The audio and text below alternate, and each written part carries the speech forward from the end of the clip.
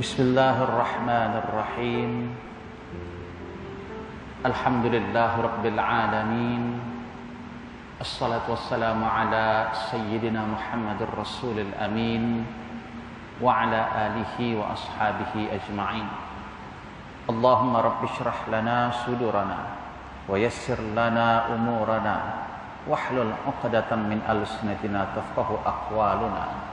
Allahumma inna na'udzubika min ilmin la yanfa' wa min qalbin la yakhsha wa min nafsin la tashba' wa min da'watin la yustajabu laha.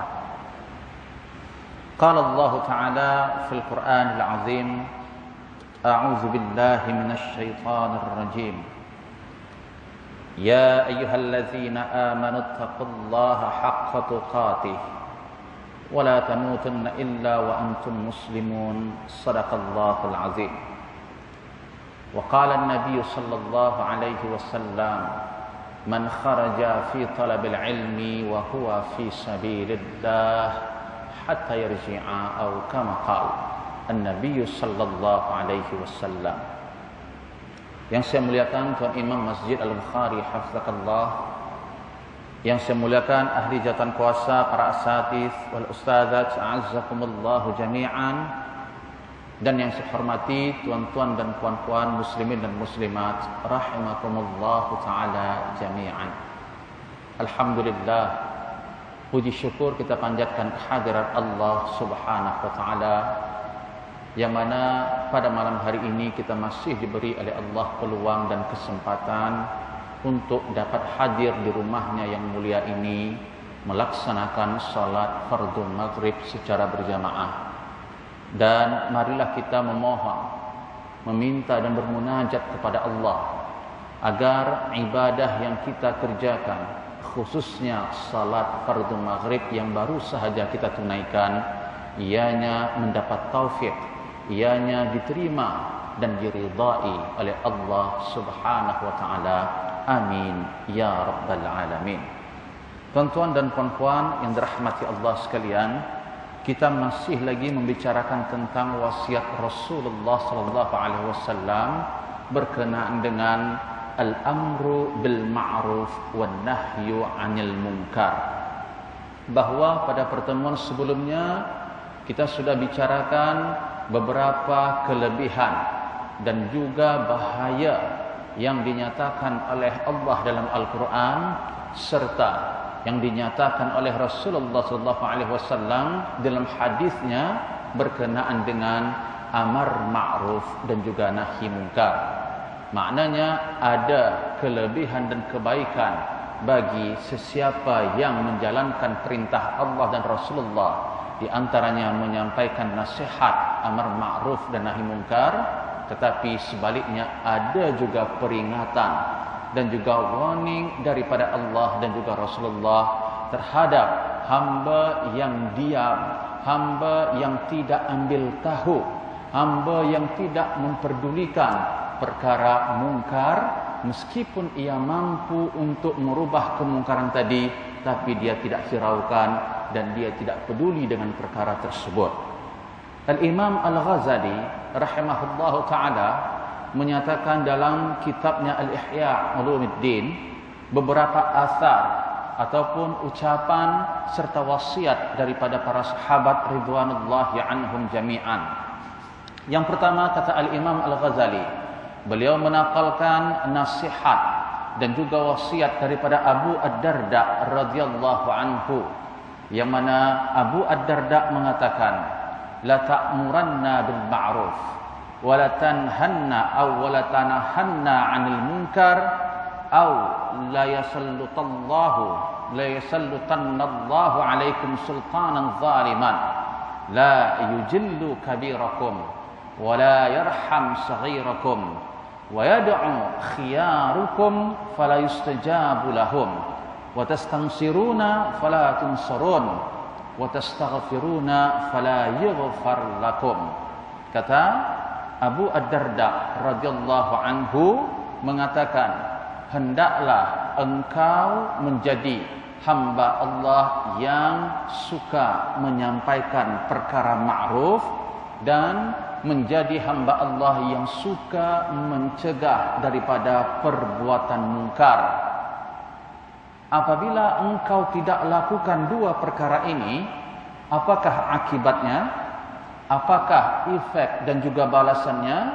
Kata Abu Ad-Darda, Allah akan memberikan, Allah akan menganugerahkan kepada engkau seorang sultan, pemimpin yang zalim. Maknanya kalau engkau tidak mahu menegakkan, menyampaikan amar ma'ruf dan nahi mungkar, maka bersiap sedialah balasan yang akan diberikan oleh Allah di dunia ini. Yang pertama, Allah akan balas sesiapa yang tidak mahu menyampaikan amar ma'ruf dan nahi mungkar dengan menjadikan seseorang hamba itu sebagai sultan, sebagai pemimpin, tetapi zalim. Di antara kezaliman yang dilakukan oleh sultan tersebut, ia tidak memikirkan hak-hak rakyat dan lain sebagainya. Dan juga Allah akan memberi balasan kepada orang yang tidak mahu menyampaikan amar ma'ruf dan nahi mungkar, la yujillu kabirakum. Khususnya sultan dan juga masyarakat ketika itu tak ada lagi dah rasa hormat dia kepada orang yang lebih tua. Jadi kalau amar ma'ruf dan nahi mungkar tidak ditegakkan, maka ramai sekali orang yang lebih muda ni tidak menghormati orang yang lebih tua. Walaupun dia banyak ilmu, walaupun dia tinggi pangkatnya, tetapi tetap di dalam Islam wajib menghormati orang yang lebih tua daripadanya. Terkadang kita dapati mentang-mentang memiliki ilmu yang lebih, ada jawatan yang tinggi, maka kadang-kadang ya dia bercakap tu ikut dan dia tanpa menghormati perasaan orang tua tersebut. Rasulullah mengatakan laisa minna man lam yuwaqqir kabirana. Bukanlah daripada golongan umatku sesiapa yang tidak menghormati orang yang lebih tua daripadanya. Jadi kata Abu Ad-Darda, jangan heran pada saat manusia tidak menunaikan amar ma'ruf dan nahi mungkar, mereka akan dipimpin oleh pemimpin dan juga sultan yang zalim. Dan pada saat itu masyarakat yang lebih muda tidak menghormati yang lebih tua, serta orang yang tua tidak mengasihi yang lebih muda. Pada saat itu orang-orang yang soleh di antara kamu memohon, ya, berdoa, bermunajat kepada Allah, fala yustajabu lahum. Pada saat itu Allah tidak istijabah, Allah tidak kabulkan lagi doanya. Dan pada saat mereka meminta pertolongan kepada Allah, Allah juga tidak akan memberikan pertolongannya. Dan ketika mereka meminta ampun kepada Allah, fala yughfar lakum, juga Allah tidak akan ampuni engkau. Jadi bahaya dan juga keburukan bagi orang yang diam dan tidak mahu menyampaikan amar ma'ruf dan mencegah daripada perbuatan yang mungkar, meskipun pada saat itu berlaku ujian, pada saat itu berlaku wabak dan sebagainya, ramai di antara orang-orang yang soleh, tapi yang soleh ni tak nak menyampaikan amar ma'ruf nahi mungkar. Mereka hanya memikirkan amal ibadah mereka sendiri sahaja. Pada saat mereka diuji oleh Allah, pada saat masa ataupun keadaan kampung, negeri, negara tersebut diuji oleh Allah, mereka orang-orang yang soleh ini tadi memohon dan berdoa kepada Allah. Maka kata Abu Ad-Darda, jangan heran Allah tak dengar lagi doa orang-orang soleh ini. Sebab apa? Sebab mereka tidak nak menyampaikan perkara ma'ruf dan mencegah daripada perkara yang mungkar. Kemudian yang kedua, kata Al-Imam Al-Ghazali, suatu ketika Hudzaifah radhiyallahu anhu ditanya tentang mayyit al-ahya, orang yang hidup tetapi disebut sebagai mayat, disebut sebagai jenazah. Siapakah mayat tersebut? Maknanya ketika ditanya Hudzaifah bin Al-Yaman, siapakah manusia yang digelar sebagai jenazah dan mayat padahal dia masih hidup? Maka kata Huzaifah bin Al-Yaman, mereka adalah orang-orang yang la yunkir al-munkar biyadi, tidak nak mencegah perbuatan munkar dengan tangannya, wala bilisani, juga tidak mahu mencegah kemungkaran dengan lidahnya, wala biqalbi, dan mereka juga adalah orang-orang yang tidak mahu mencegah kemungkaran meskipun melalui hatinya. Jadi, kenapa orang yang seperti ini digelar sebagai mayat?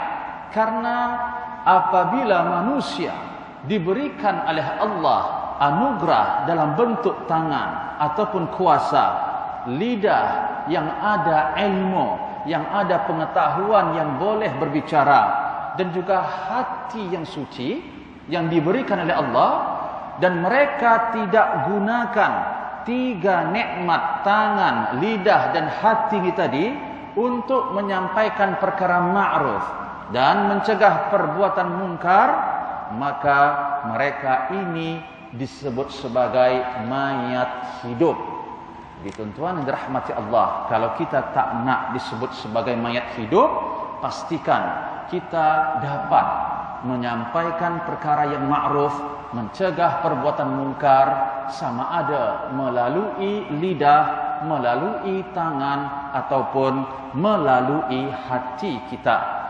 Kata Bilal bin Sa'ad, innal ma'siyata, sesungguhnya perbuatan maksiat, idza ukhfiyat, apabila ia berlaku secara tersembunyi, lam tadur illa sahibha, kemaksiatan tadi hanya akan memudaratkan orang yang melakukan perbuatan maksiat itu.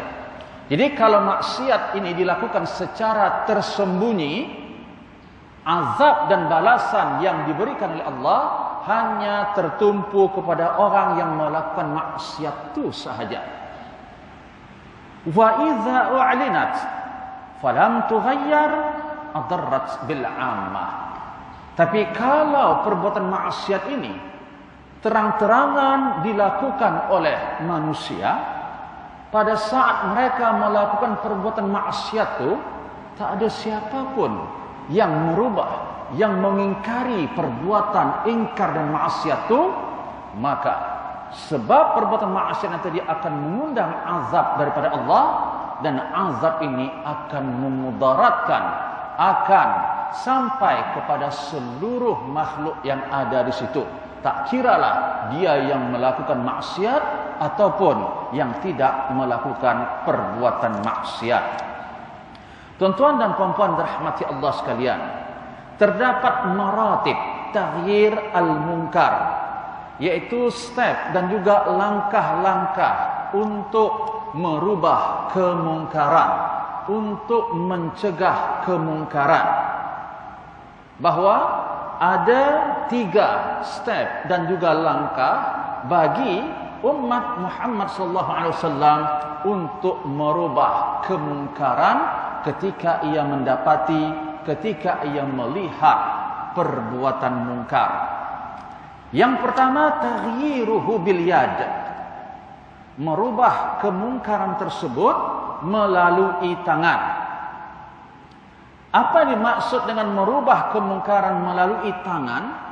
Maknanya di sini adalah an tughayyir biyadika syaritatan alla yuaddi ila mafsadatin aw munkarin asyad minhu.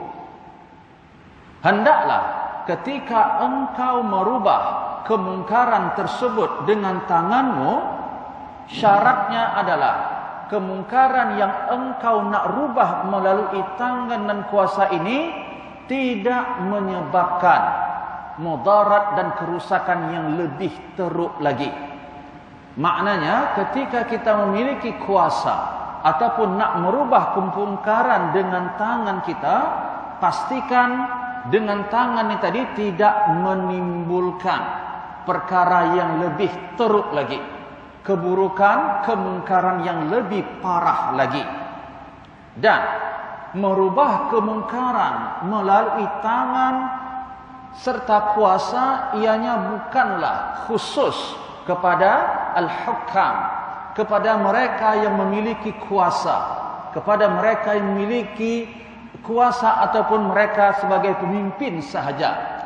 Tetapi merubah kemungkaran dengan tangan ini umum bagi seluruh manusia, tak kira dia sebagai pemimpin ataupun bukan pemimpin. Contohnya seorang ayah, ia hendaklah merubah kemungkaran yang berlaku di dalam rumah tangganya.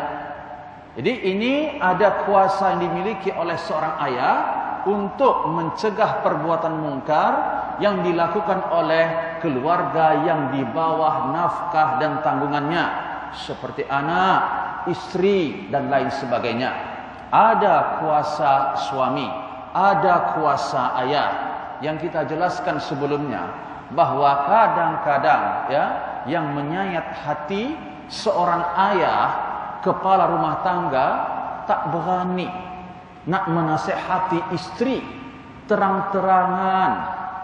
Istri itu tadi melakukan perbuatan mungkar, perbuatan yang dilarang oleh Allah subhanahu wa ta'ala. Inilah yang dimaksud dengan dayus. Dayus merupakan satu di antara golongan yang Allah tak pandang nanti, kata Rasulullah, pada hari kiamat kelak. Makna dayus di sini adalah bukan cemburu buta, tapi ketika seorang suami mendapati istrinya melakukan perbuatan yang salah, memiliki sifat dan akhlak yang buruk, bertentangan dengan Al-Quran dan Sunnah, dia tak berani, dia takut, dia tidak mengarang dan juga menasihati istri tersebut. Masya Allah, ini dayus. Begitu juga seorang ayah yang takut menyampaikan nasihat kepada anak-anak dan cucunya, yang kita terangkan sebelumnya, terang-terangan anak lelaki yang mukallaf, yang sudah baligh, diwajibkan ke atasnya untuk menunaikan solat Jumat, sibuk dengan dunia mereka, tak berani ayahnya tadi nak menasihati anak tersebut. Masya Allah, ini musibah yang amat besar. Jadi tuan-tuan dan dirahmati Allah, merubah kemungkaran dengan tangan ini bukan hanya tugas polis, bukan hanya tugas askar, bukan hanya tugas para pemimpin dan yang berkuasa saja, tapi merupakan tugas bagi seluruh manusia. Termasuklah juga seorang ayah, termasuk seorang suami memiliki tugas untuk merubah kemungkaran tadi dengan kuasa dan juga tangannya. Kemudian ya, mungkin dapat kita perhatikan bagaimana contoh makhluk Allah yang tidak diam, yang tidak berdiam diri ketika melihat kemungkaran. Jadi hal ini dinyatakan di dalam kitab ini, bahwa suatu ketika burung hudhud yang hidup pada masa Nabi Sulaiman alaihi salam, meskipun dia seekor burung, meskipun dia seekor binatang, tapi karena dia faham amanah, karena dia faham berkenaan dengan amar ma'ruf dan nahi munkar, maka seekor burung ini pun berusaha untuk melepaskan dirinya daripada bersyubhat, daripada berdiam diri melihat kemungkaran tersebut. Yang mana apa yang berlaku pada saat itu adalah ketika burung hudhud pada masa Sulaiman dulu yang melihat dan mendapati seorang queen ataupun ratu yang bernama Balqis, yang memiliki kerajaan di negara atau di negeri Sabah. Dan pada saat itu Ratu Balqis dan juga pengikutnya, kaumnya dan rakyatnya, mereka adalah orang-orang yang menyembah matahari.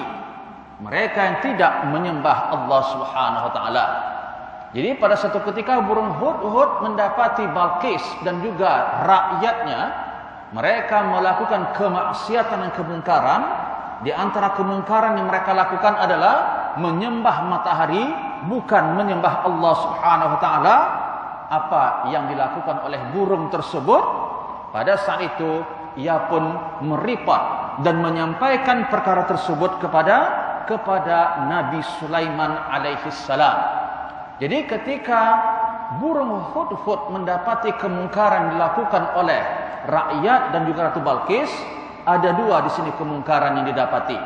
Yang pertama, mereka menyembah matahari, dan yang kedua, mereka melantik seorang perempuan sebagai pemimpin. Rasulullah mengatakan, "Ma aflaha qaumun wallau amrahum imra'atun."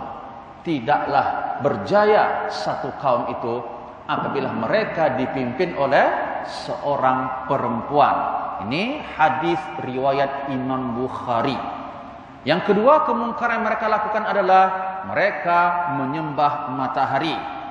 Dan hal ini dirakamkan oleh Allah di dalam Al-Quranul Karim, surah An-Naml ayat 23 sehinggalah ayat 24. Apa kata Allah?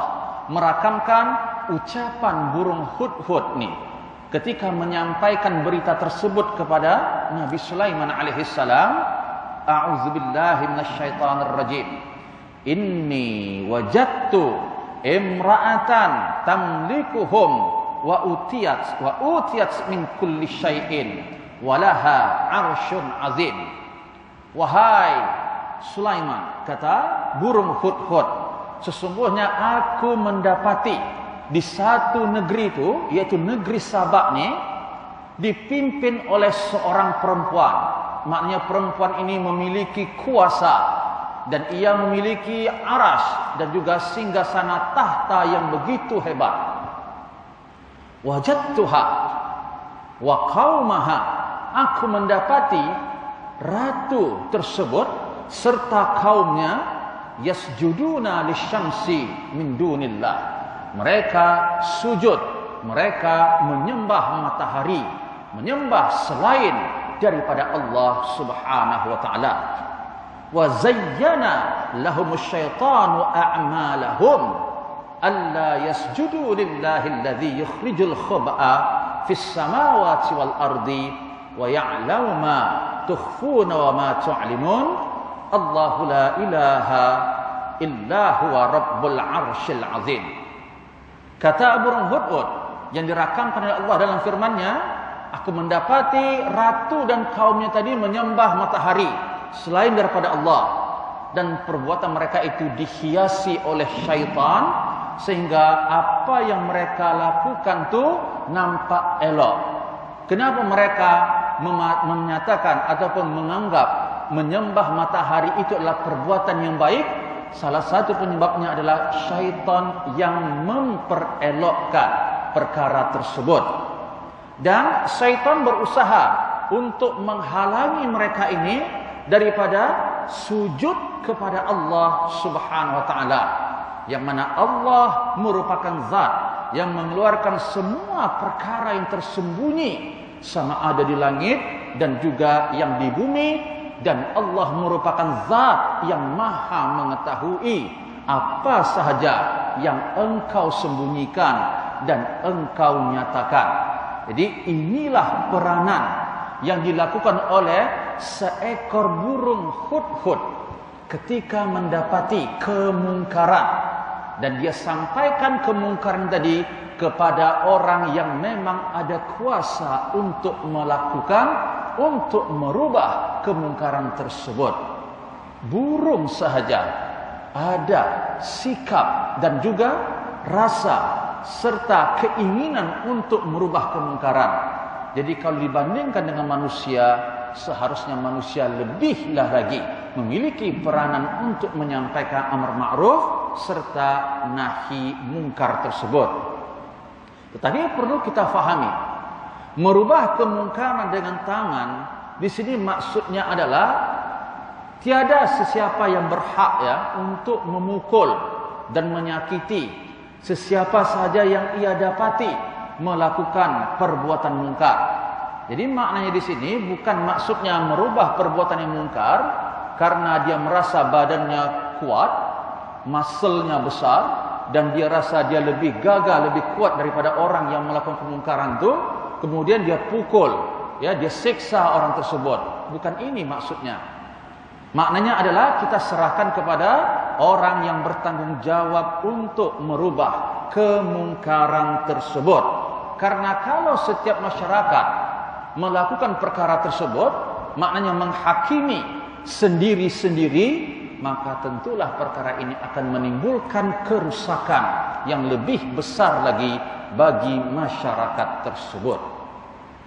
Jadi ini adalah step dan langkah yang pertama untuk mencegah dan merubah kemungkaran melalui tangan dan juga kuasa.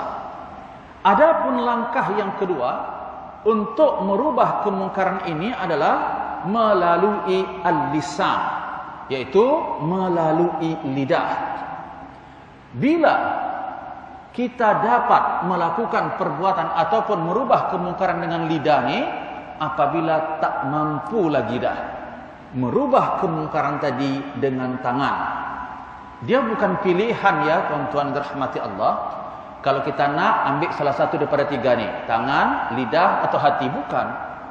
Tapi hendaklah mengikut urutan. Makna urutan di sini, kalau tak boleh yang nombor satu, barulah pindah kepada yang nombor dua. Tak boleh nombor satu, maka pindah kepada nombor dua. Tak boleh yang nombor dua, baru pindah kepada langkah dan step yang ketiga. Bukan option nak pilih salah satu daripada tiga tersebut.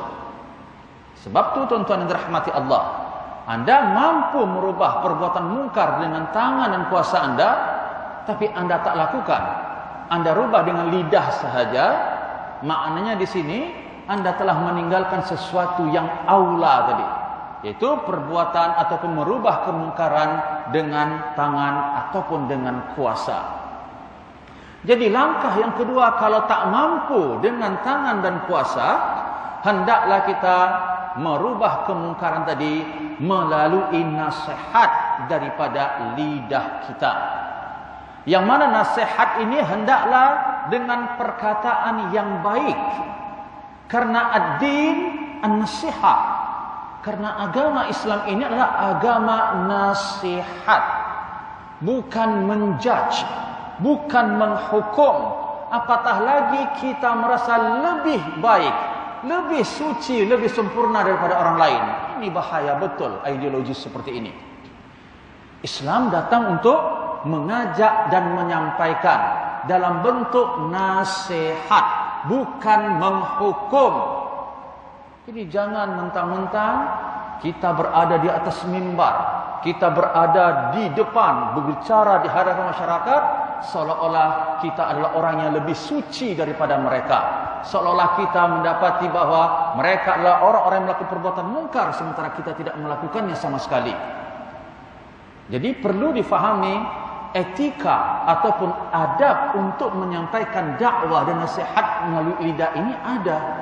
Bukan suka-suka kita bercakap sehingga menyampaikan perkataan yang sangat-sangat menyakiti perasaan orang lain. Nabi mengatakan laisal mu'min bil-li'an wal ta'an wal fahishal bazi'a. Tidak dikatakan seorang itu sempurna imannya kalau lidahnya suka melaknat, lidahnya suka memaki, lidahnya suka mengeluarkan ucapan dan perkataan yang kotor. Tuan-tuan dirahmati Allah, tegas dengan ucapan yang tidak baik tidak sama. Nasihat ada kalanya dilakukan dengan cara yang tegas. Dan tegas ini tidaklah melanggar adab. Tetapi ketegasan itu tidaklah menghalalkan kita untuk mengeluarkan perkataan-perkataan yang boleh menyakiti perasaan orang yang kita sampaikan tadi. Jadi kalau nak nasihatkan keluarga, nasihatkan dengan hikmah, dengan ucapan yang baik, dengan perkataan yang baik, dengan lembah lembut, dan mungkin ada saatnya kita tegas menyampaikan nasihat tersebut. Allah berfirman dalam surah Ali Imran, A'udzubillahi minasyaitonir rajim. Walau kunta faddan ghalidhal qalbi lan faddu min haulik. Kata Allah berfirman, yang mana ayat ini Allah nyatakan kepada Rasulullah sallallahu alaihi wasallam dan juga kepada seluruh umat Rasulullah. Apa kata Allah? Wahai Muhammad, sekiranya engkau menyampaikan nasihat kepada orang di sekelilingmu dengan kasar dan keras hati, maka tak ada satupun orang yang akan mendengar dan dekat dengan kamu. Jadi perlu kita faham, nak menyampaikan benda yang betul pun ada adabnya, bukan sesuka hati kita. Apatah lagi menjerit-jerit, memaki-maki, ya, memaki hamun, na'udzubillah min zalik. Ini bukan ajaran yang diajar oleh Rasulullah sallallahu alaihi wasallam. Oleh karena itu, orang yang menasihati orang lain dengan lidah perlulah meraihkan adab-adab yang telah ditetapkan oleh syarak. Tadi kata Allah menyatakan kepada Nabi Muhammad sallallahu alaihi wasallam, ketika engkau menyampaikan nasihat amar ma'ruf, pastikan dalam keadaan lemah lembut dan tidak keras hati. Keras hati di sini kita menyampaikan perkara baik itu tidak karena kita benci kepada orang tersebut. Ada orang yang menasihati, tapi ketika dia menasihati orang lain itu hati dia benci, dia meluat sungguh.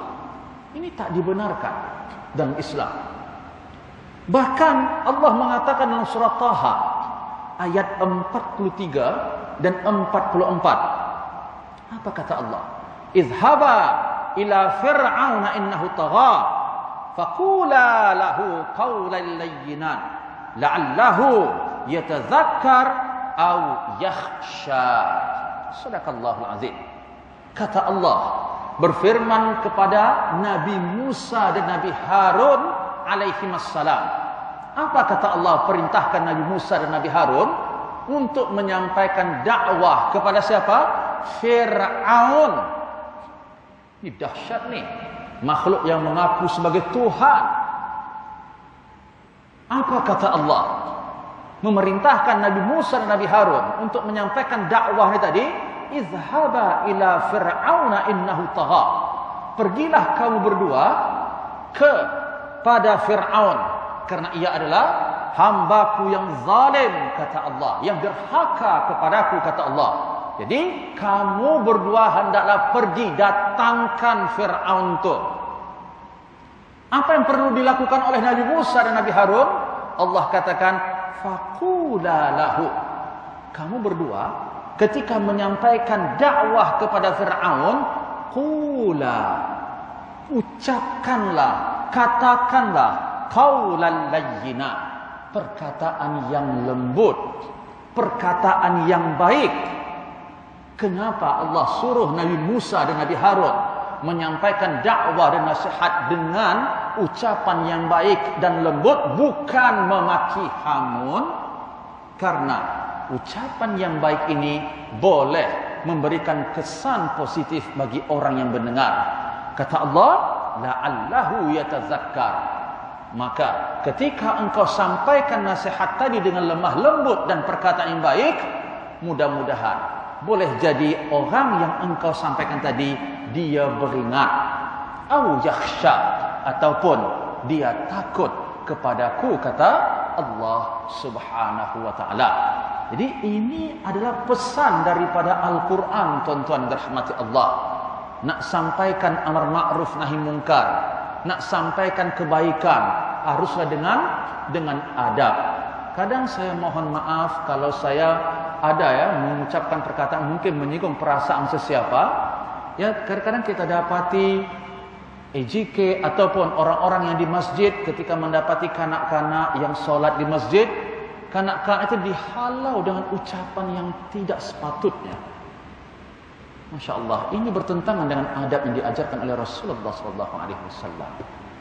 Kalau memang nak nasihati kanak-kanak tersebut, nasihati dengan perkataan yang baik, sehingga tidak menggores perasaan mereka. Jangan sampai kanak-kanak itu menganggap bahwa di masjid itu rupanya terdapat orang-orang yang sombong, orang-orang yang keras hati, orang-orang yang suka mengucapkan perkataan yang buruk, sehingga sampai dewasa kanak-kanak itu mencap. Mereka mengklaim bahwa orang-orang masjid ini tidak betul akhlaknya. Na'udzubillah min zalik. Jadi ini di masjid saja, apatah lagi di luar. Jadi maknanya ketika sampaikan amar ma'ruf dan nahi munkar, sampaikan dengan perkataan yang baik, bukan menjerit-jerit, bukan memaki hamun, tetapi dengan perkataan yang lemah lembut.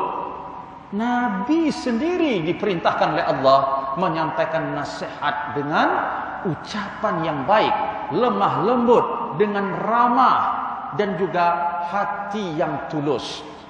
Jadi apakah adab-adab yang perlu dilakukan oleh seseorang ketika dia nak menasihati melalui lidah? Yang pertama, pada saat kita menasihati orang lain dengan lidah, dengan ucapan kita, adab yang perlu kita tahu, yang pertama adalah an la tansahuhu amaman nas alaniyah fala taqul lahu amamahum.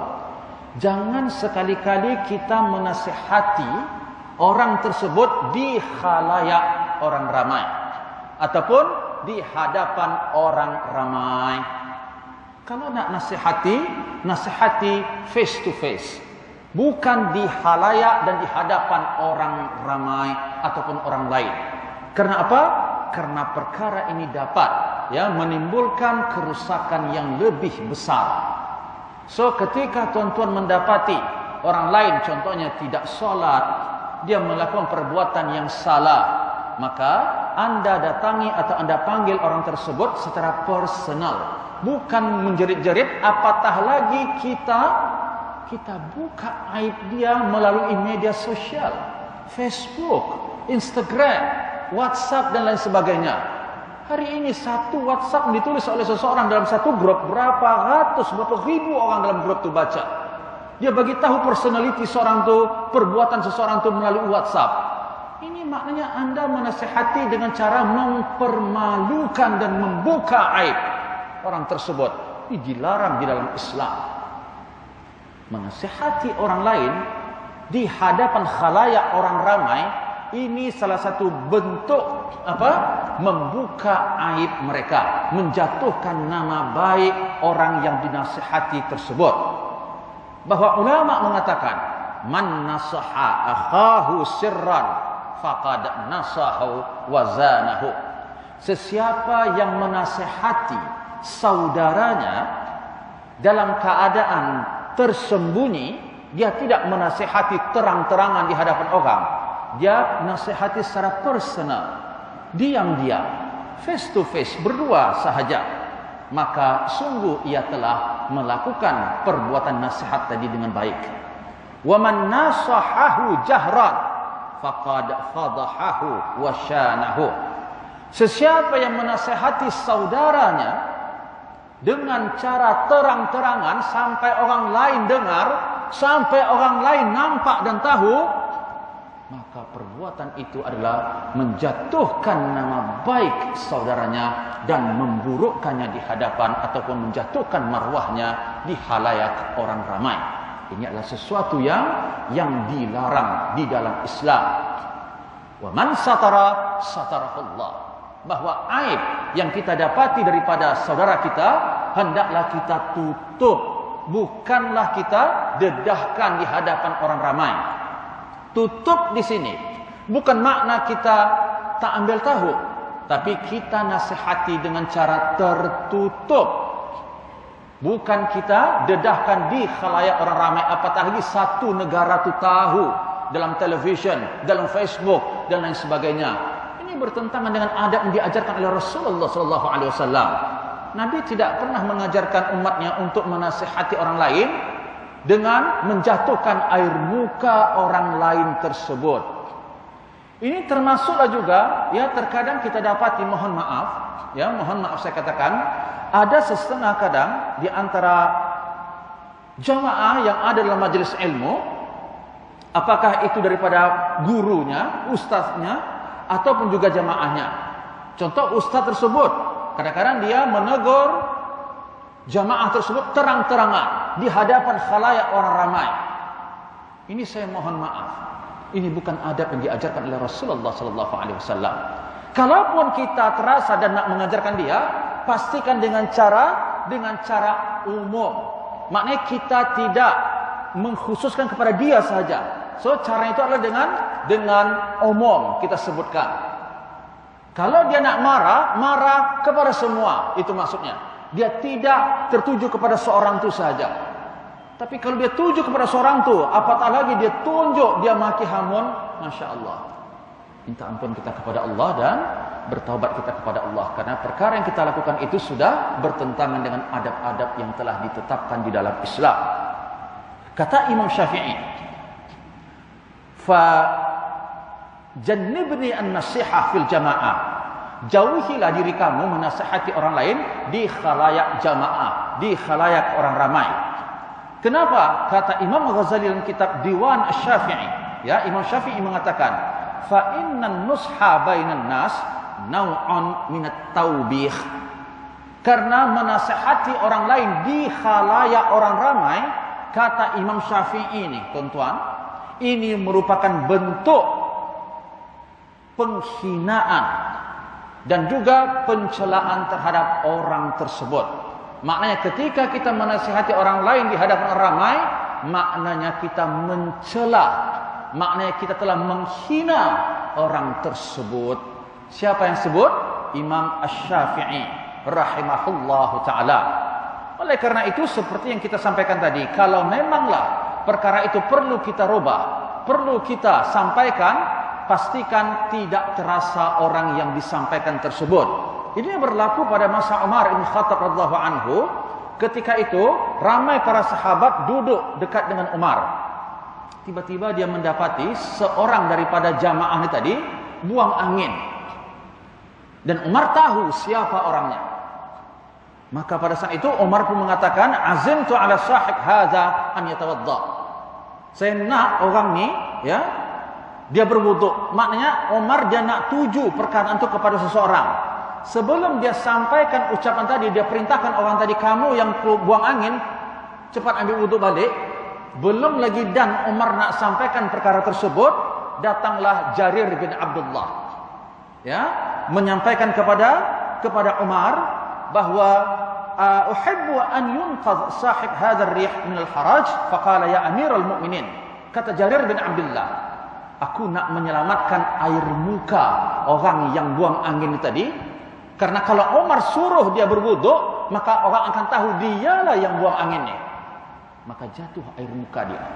So Jarir bin Abdullah nak jauhi perkara tersebut, nak tutup, ya, aib dan keburukan kawannya tadi. Apa kata Jarir kepada Umar bin Khattab? Ya Amirul Mukminin, law ta'zam alaina jami'an an natawadda. Wahai Amir al-Mukminin, eloklah, ya, sekiranya engkau memerintahkan kami semua dalam majlis ini untuk berwuduk semuanya. Maka a'jaba Umar, heranlah, ya, maka takjub kagum Umar dengan apa yang dilakukan oleh Jarir bin Abdullah ini tadi. Dan pada saat itu Umar mengatakan kepada Jarir, jazakallahu khairan. Semoga Allah membalasmu dengan kebaikan. Pada saat itu Umar pun menyuruh semua orang dalam majlis tadi untuk berwuduk, sehingga selamatlah air muka lelaki yang membuang angin tersebut. Ini cara yang diajarkan oleh para sahabat melalui didikan tarbiyah Rasulullah sallallahu alaihi wasallam. Kemudian adab yang kedua, insyaallah kita akan terangkan pada pertemuan berikutnya, yaitu bil kalimah ar-raqiqah wal muhazzabah, dengan ucapan dan perkataan yang sopan santun dan juga bijaksana serta lemah lembut. Bagaimana maksudnya? Insyaallah kita akan huraikan nanti pada pertemuan yang berikutnya. Wallahu a'lam bissawab. Kita baca kafaratus al-majlis. Bismillahirrahmanirrahim. Subhanakallahumma wa bihamdik, asyhadu an la ilaha illa anta, astaghfiruka wa atubu ilaik. A'udzu billahi minasyaitonir rajim. Bismillahirrahmanirrahim. Alhamdulillahirabbil alamin. Assalatu wassalamu ala asyrafil anbiya'i wal mursalin wa ala alihi wa ashabihi ajma'in. اللهم اغفر لنا ذنوبنا ولوالدينا وارحمهم كما ربونا صغارا اللهم ربنا زدنا علوما وتنفعنا في الدين والدنيا والآخرة اللهم يا مقلب القلوب ثبت قلوبنا على دينك اللهم يا مصرف القلوب صرف قلوبنا على طاعتك يا رب العالمين ربنا آتنا في الدنيا حسنة وفي الآخرة حسنة وقنا عذاب النار وصلى الله على سيدنا محمد وعلى آله وأصحابه أجمعين والحمد لله رب العالمين السلام عليكم ورحمة الله وبركاته